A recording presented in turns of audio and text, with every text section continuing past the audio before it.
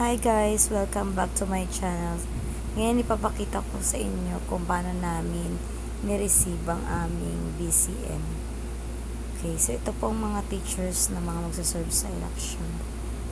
So yan po yung BCM, na-receive po namin ng maayos. At syempre may mga bantay pong mga polis. Ayan po yung school namin kung saan nilagay po sa isang room yung mga BCM. At chinek po ito ng mga DESO. Yan po si ma'am. Isa-isa po niyang chinecheck yung cluster number at yung mga battery at yung parang box na andyan na rin po.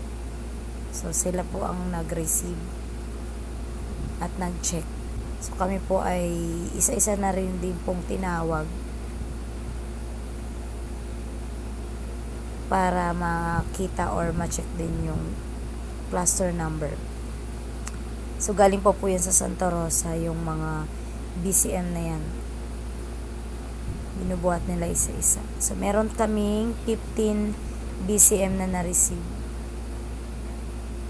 So yan po kami mga teachers na sa labas, nag-aantay lang na tawagin isa-isa. Ayan po si ma'am, yung police. Sila po yung pinaka nagbantay at sumalubong din sa ating BCM, mga machines natin. Okay, so yan po yung mga BCM pa na nilalabas